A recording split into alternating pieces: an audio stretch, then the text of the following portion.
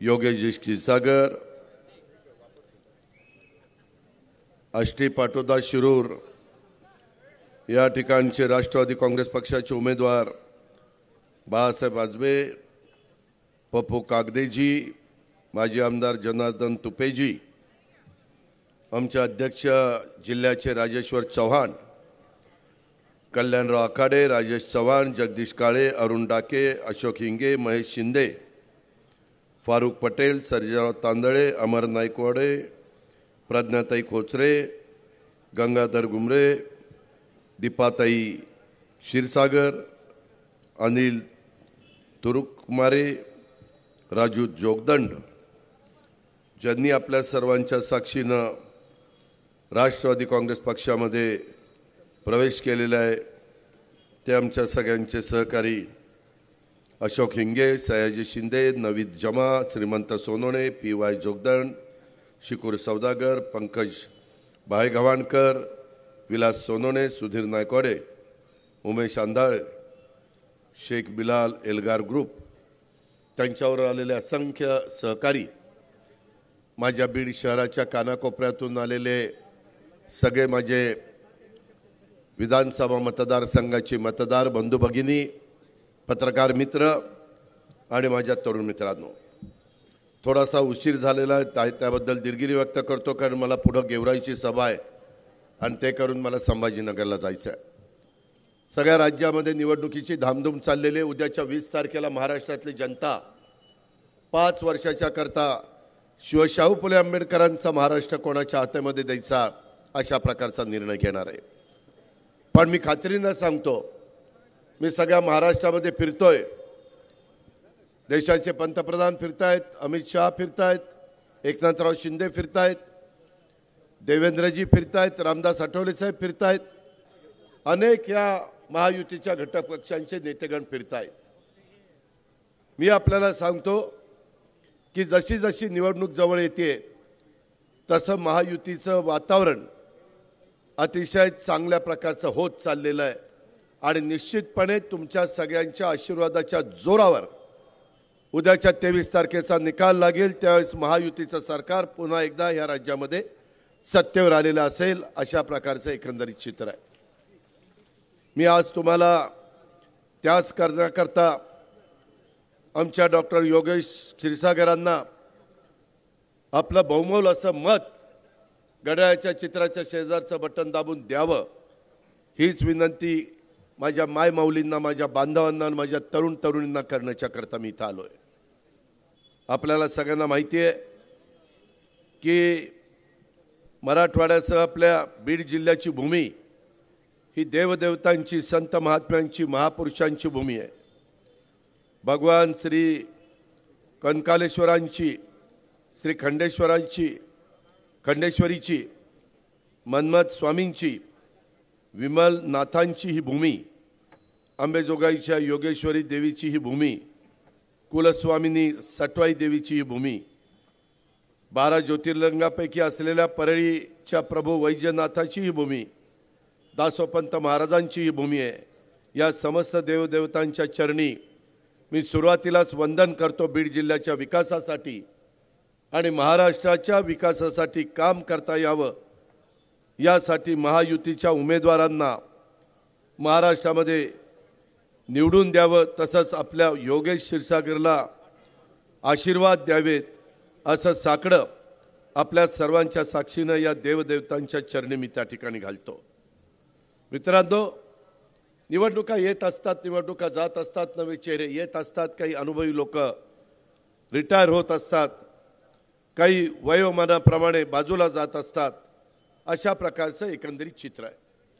मी माझ्या बीडकरांना सांगेन आणि आपल्यामार्फत महाराष्ट्राला सांगेन, ह्या महायुतीच्या सरकारमध्ये आम्ही अनेक घटक पक्ष आहोत आणि त्यामध्ये आम्ही ज्या जागा राष्ट्रवादीला मिळाल्या, मी नेहमी सांगतो, तुम्हालाही सांगतो की युगपुरुष छत्रपती शिवाजी महाराज, राजर्षी शाहू महाराज, महात्मा ज्योतिराव फुले आणि घटनेचे शिल्पकार डॉक्टर बाबासाहेब आंबेडकर यांच्या विचारधारेतनं आम्ही सगळेजण पुढे चाललेलो आहे।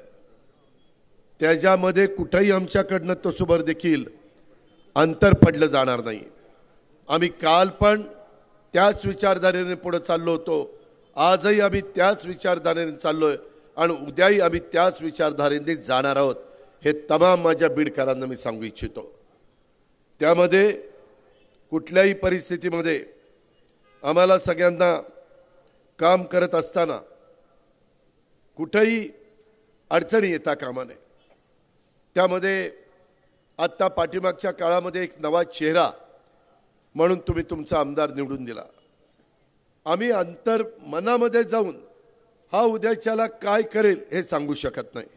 संधी मिळते, संधी मला मिळाली काही वर्षापूर्वी, संधी धनंजयला मिळाली, संधी बाकीच्या इतर बाळासाहेब आजोबांना मिळाली, इतर अनेक सहकारी मित्रांना, जनार्दन तुपे साहेबांना पण संधी मिळाली। अशा खूप जणांना संधी मिळतात, परंतु त्या मिळालेल्या संधीचा आपण सोनं केलं पाहिजे, आपण फायदा घेतला पाहिजे। पहिल्यांदाच 2.5 वर्ष आम्हाला वरिष्ठांनी सांगितलं सरकार शिवसेनेबरोबर करायचं आहे।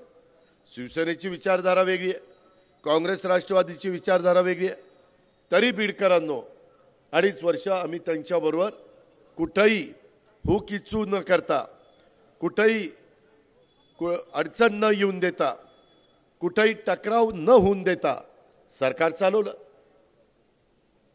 कोरोना होता, त्याही मध्ये तुमच्या माझ्या राज्याला बाहेर काढण्याचा प्रयत्न आम्ही सगळ्यांनी केला। ह्याचे तुम्ही सगळेजण साक्षीदार आहात।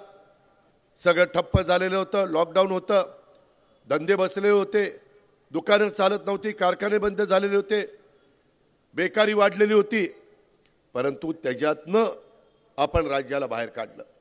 आणि त्याच्यानंतर काही अशा घटना घडल्या की एकनाथराव शिंदेंनी वेगळी भूमिका घेतली, खूप मोठ्या प्रमाणावर आमदार त्यांच्याबरोबर गेले, आमचं सरकार पडलं कारण बहुमत गेलं। आणि नंतर जे सरकार आलं त्याच्यामध्ये मला राष्ट्रवादी काँग्रेस पक्षाचे सगळे आमदार त्यांनी सांगितलं, नेत्यांनी सांगितलं की आपण सरकारमध्ये जाऊ। आम्हाला 1.5 वर्ष 2.5 वर्षातले तर कोरोनात गेले, काहीच काम झालं नाही, आणि आता जर नाही काम झालं तर आम्ही जनतेच्या समोर कसं जाणार। त्याच्यामुळं मी अनेकांदा समजावून सांगण्याचा प्रयत्न केला, कोणी ऐकायला तयार नव्हतं। शेवटी आम्हाला तो निर्णय घ्यावा लागला आणि आम्ही सरकारमध्ये गेलो। हा सगळा इतिहास तुमच्या समोर आहे। आम्ही सत्तेला हपापलेले नाही, आम्ही काही ताम्रपट जन्माला घेऊन आलेलो नाही, आम्हाला सत्तेशिवाय चैन पडत नाही असंही नाही। पण ज्या जनतेने आपल्याला निवडून दिलं त्या भागातल्या जनतेचे जर पिण्याच्या पाण्याचे, शेतीच्या पाण्याचे, रस्त्यांचे, लाईटचे, शिक्षणाचे, नोकरीचे, MIDC सारखी कामं करण्याचे जे काही मूलभूत गरजा आहेत त्या भागाचा कायापालट करण्याच्या करता जे काही तुम्हाला तिथं द्यावं लागतं ते जर आम्ही नाही देऊ शकलो तर पुन्हा कोणत्या तोंडाने आम्ही तुमच्या समोर यायचं। आणि त्याच्यातनं काही लोक आमच्यापासून बाजूला गेली। आज आपण बघतोय काय परिस्थिती आहे।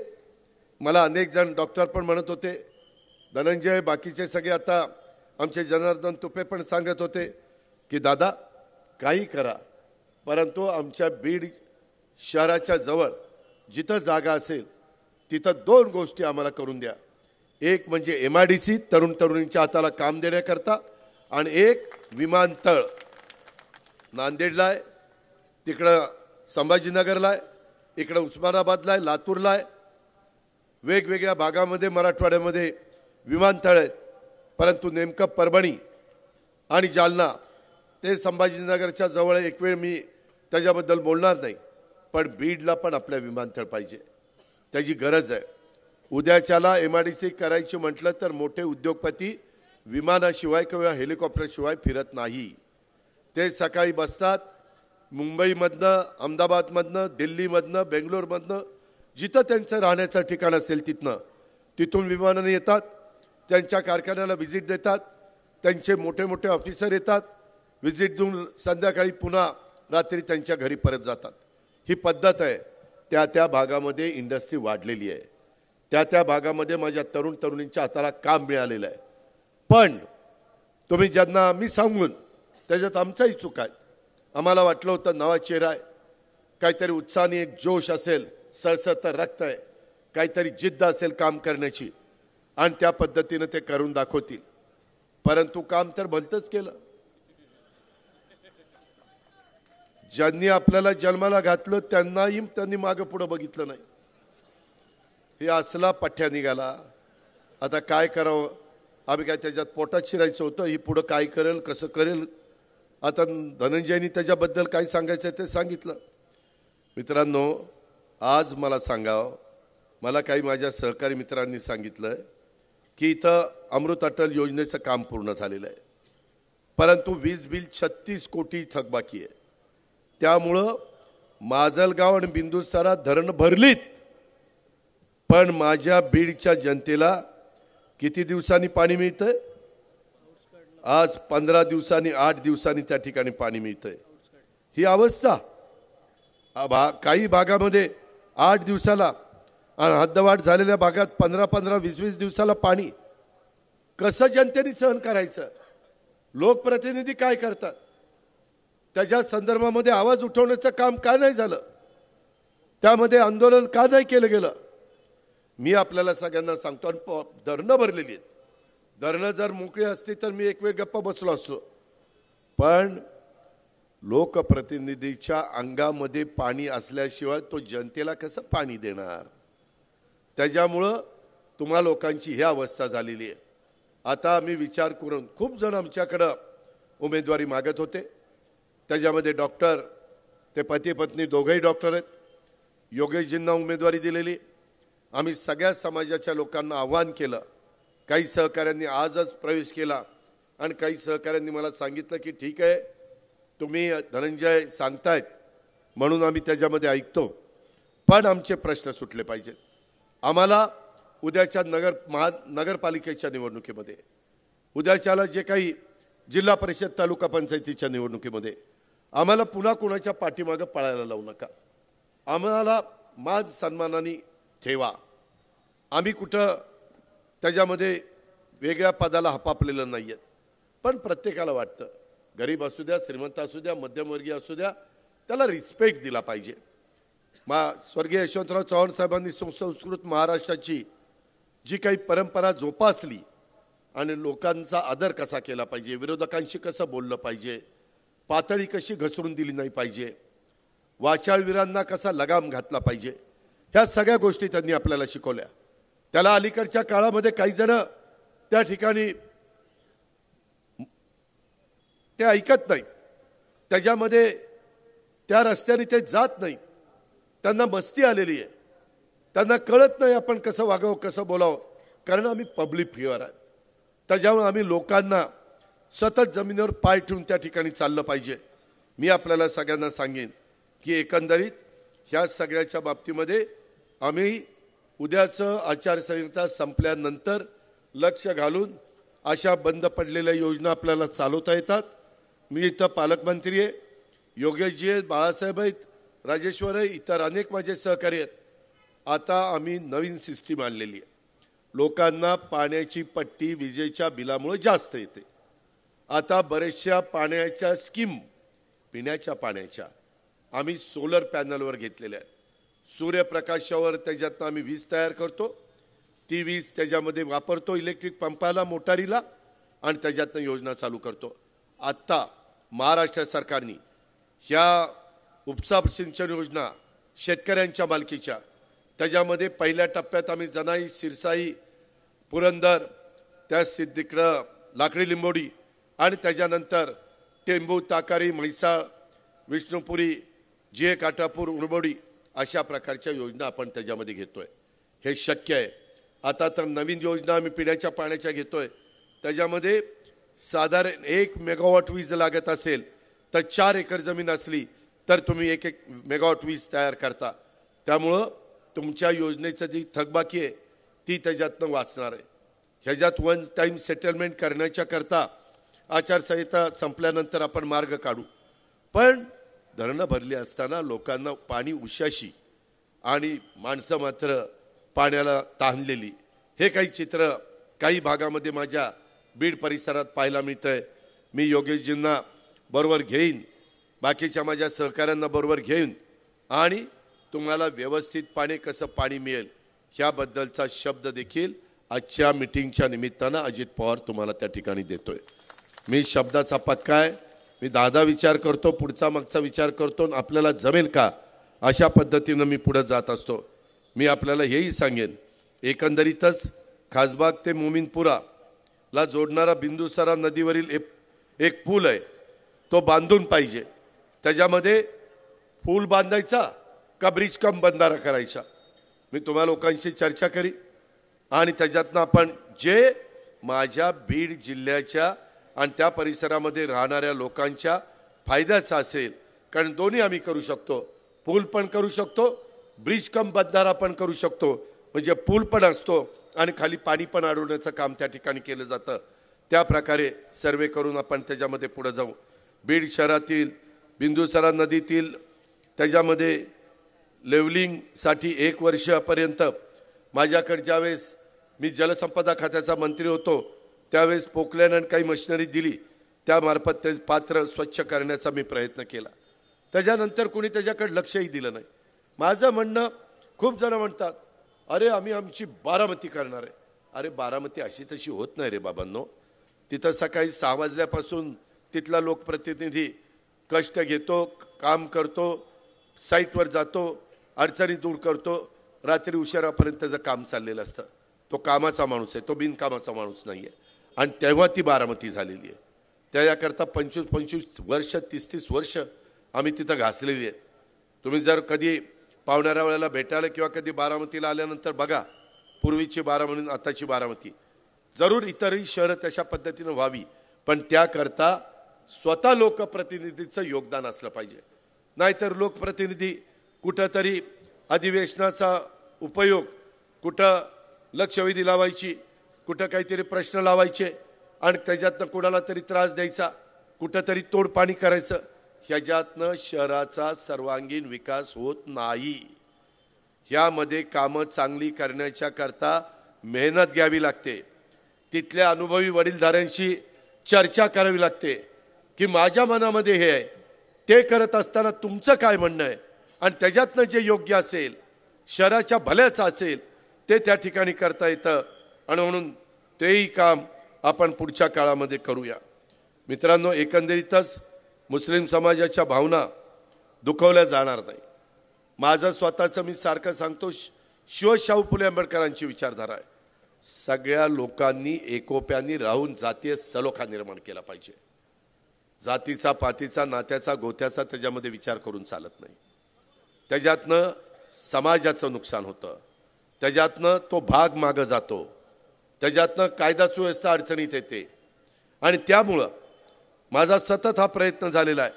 तुम्ही बघा, आम्ही सरकारमध्ये असताना धनंजयला विचारा, विशाळगडला काही घडलं, मी ताबडतोब दुसऱ्या दिवशी तिथं गेलो आणि सगळ्या ज्या माझ्या सहकाऱ्यांचं नुकसान झालं होतं त्यांचे पंचनामे केले, त्यांचं पुन्हा घरं दारं आणि दुकानं पुन्हा उभी करून देण्याचं काम, गाड्या मोटरसायकली त्याचं नुकसान झालेलं ते सगळं भरून देण्याचं काम आम्ही केलं।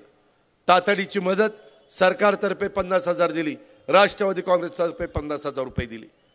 शेवटी नुसतं बोलायचं नसतं, ते करून दाखवायचं असतं। आज देखील मी तुम्हाला सांगतो, मी उमेदवारी देत असताना माझ्या मुस्लिम समाजाला 10% जागा दिल्या, मला जेवढ्या जागा आल्या त्याच्यातल्या 10%, आणि चांगल्या जागा दिल्या, पडणाऱ्या जागा नाही दिल्या, आष्टी पाटोदा शिरूर सारखी। खरं आहे की नाही? मी निवडून येणाऱ्या जागा, नजीब मुल्ला तिथं जाऊन बघा मुंब्रा परिसरात काय परिस्थिती आहे। आमचे नवाब मलिक, त्याच्यामध्ये मला काहींनी विरोध केला, मी तिकीट त्यांना दिलं, मी स्वतः प्रचाराला तिथं गेलो। त्याच्यामध्ये सना, तिच्याही प्रचाराला मी गेलो। जिशान बाबा सिद्दीकीची मध्ये जी दुर्घटना घडली त्याच्यातनं पुन्हा जिशानला आम्ही तिथं उमेदवारी दिलेली आहे।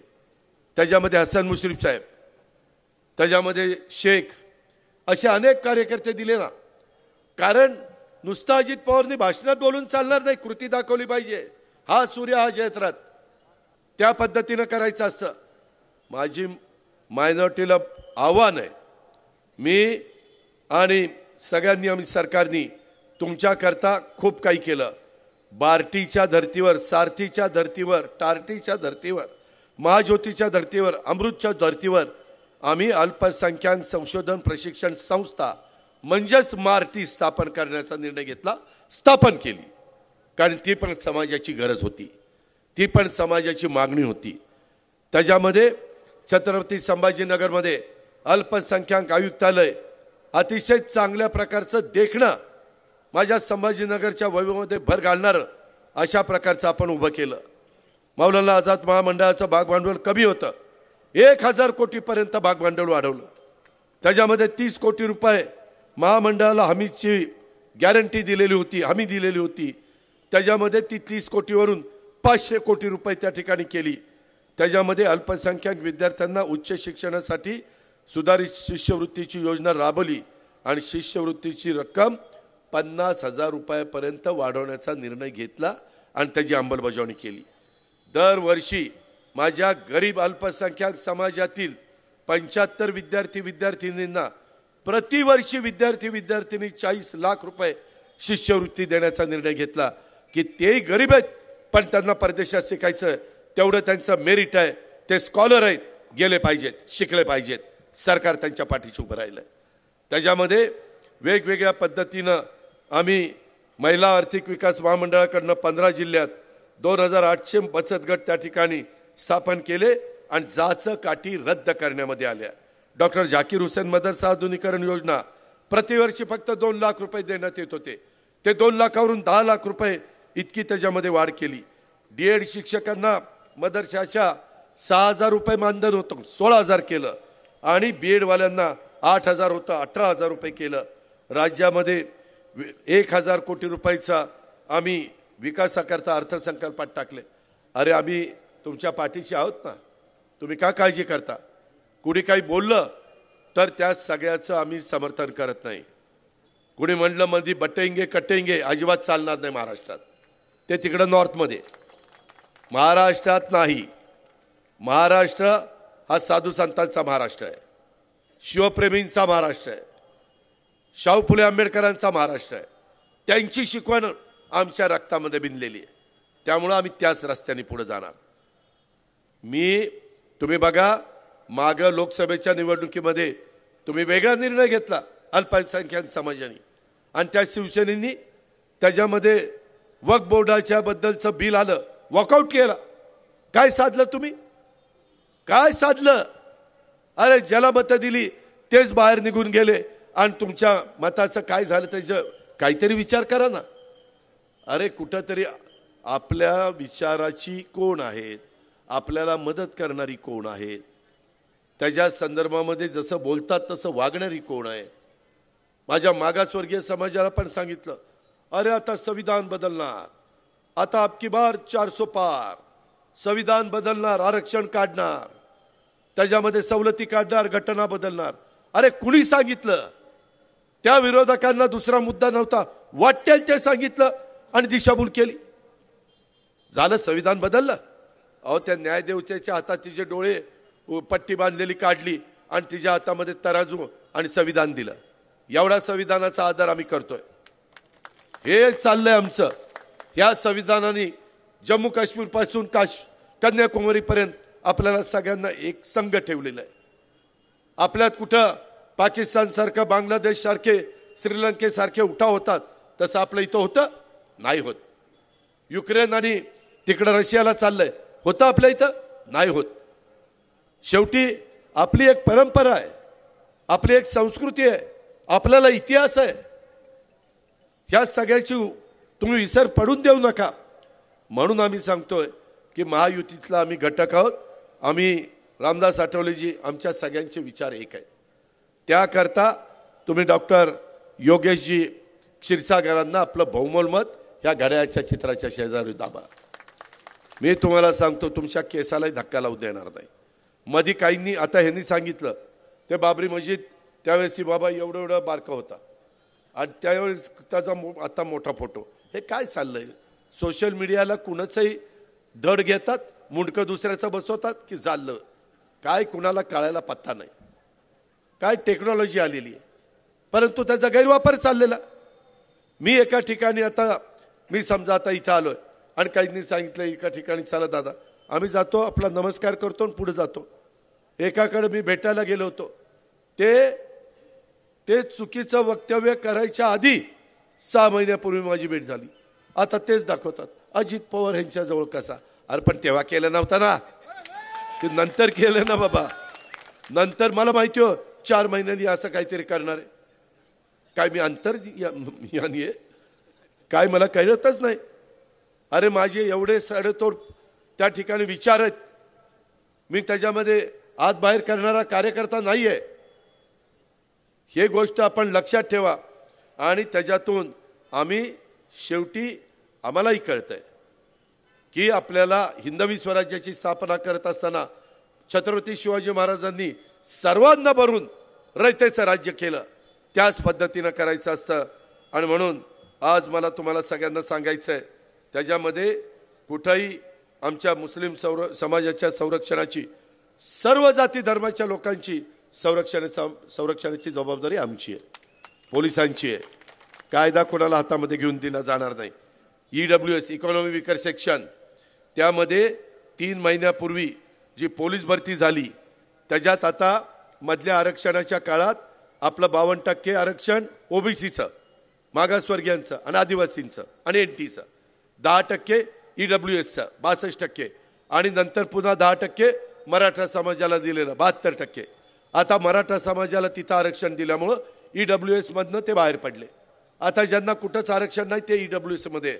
आणि मला तुम्हाला सांगायचं आहे, बीडला पोलीस भरती झाली, 12 आपल्या मुस्लिम समाजाची मुलं त्या ठिकाणी सर्व्हिसला लागली, परभणीमध्ये 18 लागली, लातूरमध्ये 22 लागली. अशा पद्धतीनं अल्पसंख्याक समाजाच्या मुलांची भरती त्या ठिकाणी केली. हे आम्ही केलं, त्याच्यामध्ये आम्ही मिरवलं नाही, आम्ही खोटं सांगत नाही. रेकॉर्ड बघा, काय खोटं सांगायचं कारण आहे. अरे त्याच्यामध्ये वेगवेगळ्या गोष्टी आम्हाला करायच्यात. ही पण गोष्ट तुम्ही सगळ्यांनी या निमित्तानं ध्यानामध्ये घेतली पाहिजे. माझ्या मायमाऊली बसल्यात, त्यांच्याकरता मी लाडकी बहीण योजना आणली. मुख्यमंत्र्यांनी उपमुख्यमंत्र्यांनी मान्यता दिली, कॅबिनेटमध्ये धनंजय आणि सगळ्या मंत्र्यांनी मान्यता दिली. आज ती खुरपणीला जाणारी महिला, आज ती रोजगार हमीच्या कामाला जाणारी महिला, आज ती धुणं भांडी करणारी, झाडू पोता करणारी, स्वयंपाक करणारी, कचरा गोळा करणारी महिला. अरे तिला काही तिचा विचार करताय की नाही? देशाला स्वातंत्र्य मिळून किती वर्ष झाली? तिला स्वतःला काहीतरी वाटतं ना, बीडच्या बाजारामध्ये गेल्यावर नंतर माझ्याकरता काहीतरी करावं. प्रत्येका वेळेस तिनं नवऱ्याकरता करायचं, सासू सासऱ्याकरता करायचं, मुलाबाळांच्या करता करायचं. अरे तिला जीव आहे का नाही? तिच्या जीवाचा कधी विचार केला की नाही? ह्या गोष्टीचा विचार आपण केला पाहिजे. आम्ही केला आणि त्यांना 1,500 रुपये द्यायला सुरुवात केली. हे कोर्टात गेले बंद करायला, हे विरोधक असले. अरे काय यांचं जात होतं, कोर्टात जायचं काय कारण आहे? 2,30,00,000 महिलांना आम्ही आता 1,500 रुपये देतो.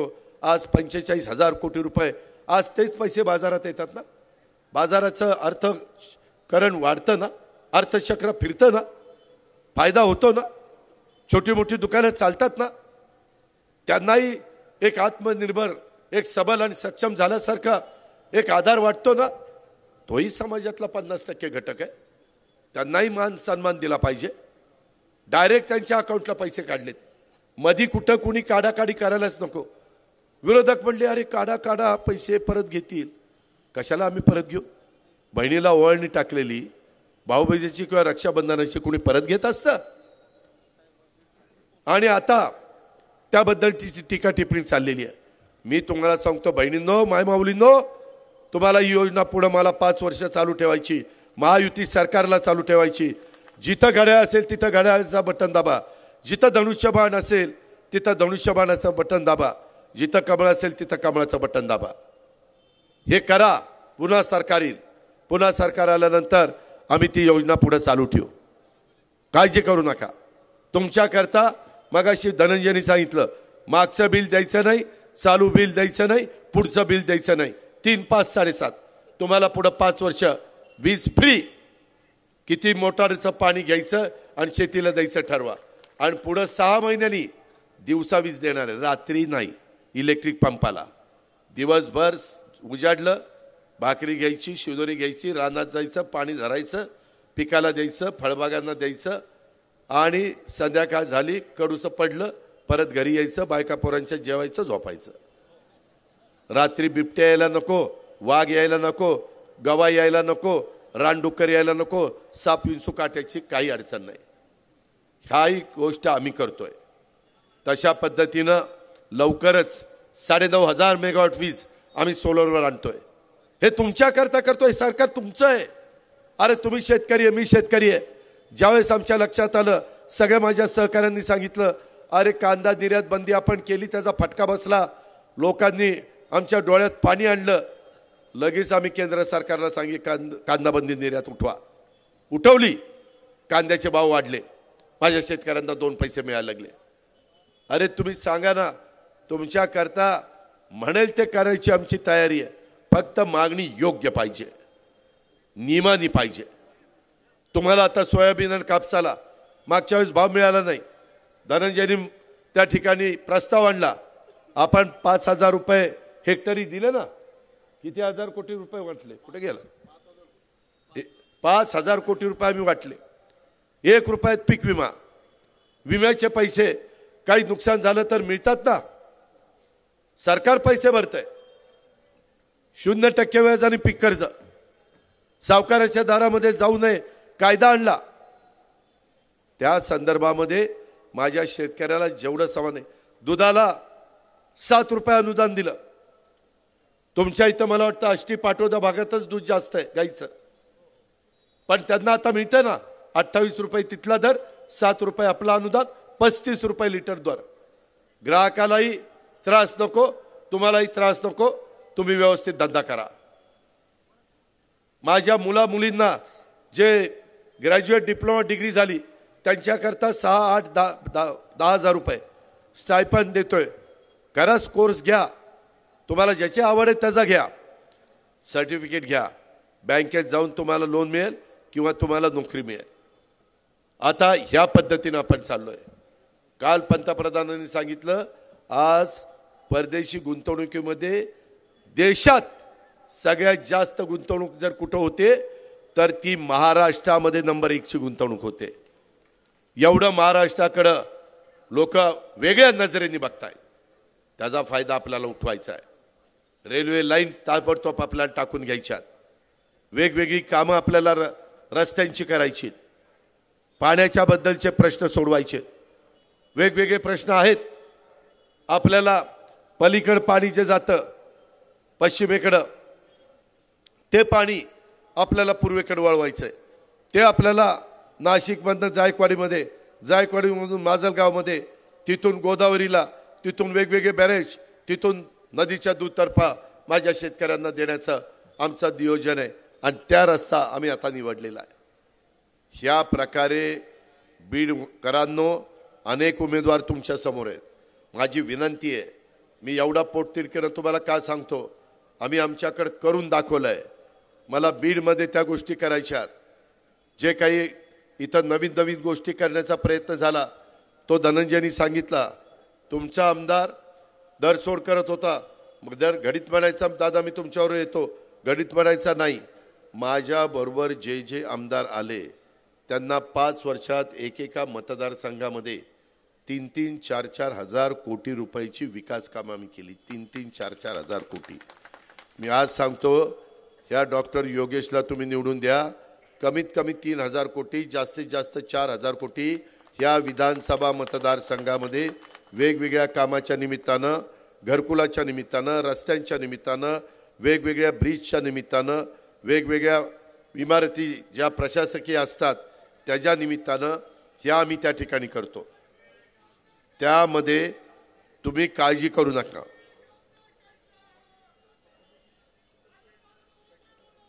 अरे मी आगे बढ़तोय, तू बटन दाब.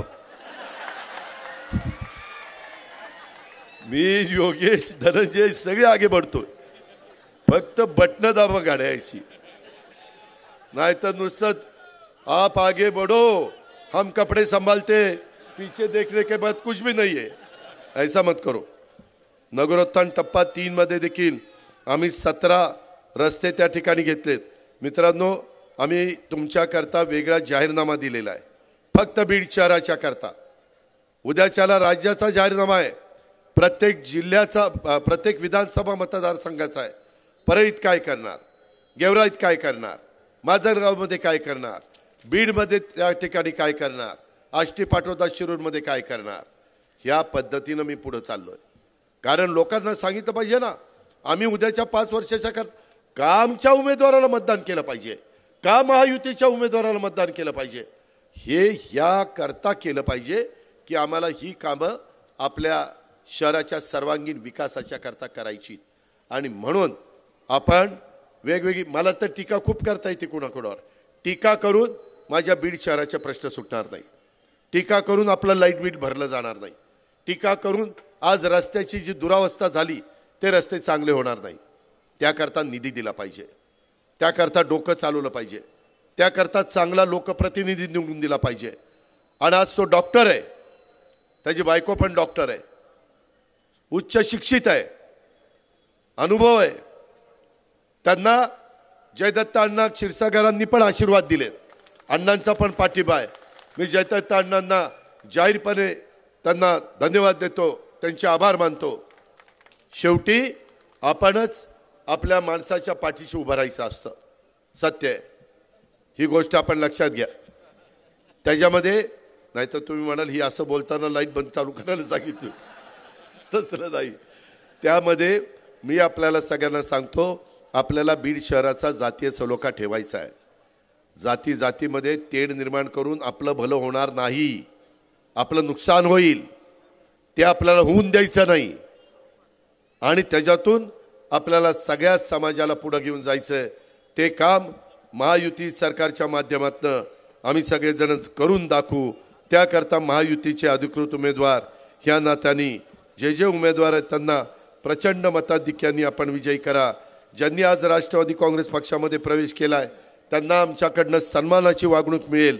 आम्ही सगळेजण मिळून ह्या शहराचा आणि ह्या जिल्ह्याचा विकास करण्याच्या करता कटिबद्ध राहू, हीच खात्री देतो, हा शब्द देतो. आणि तुम्हाला विनंती करतो, काही झालं तरी योगेश 23 तारखेला आमदार झाला पाहिजे. घड्याळाची खूण लक्षात ठेवा. तुम्ही तुमचं काम करा, मी माझं काम करील, हा अजित पवारचा वादा आहे. एवढी गोष्ट सांगतो आणि थांबतो. जय हिंद, जय महाराष्ट्र. धन्यवाद दादा.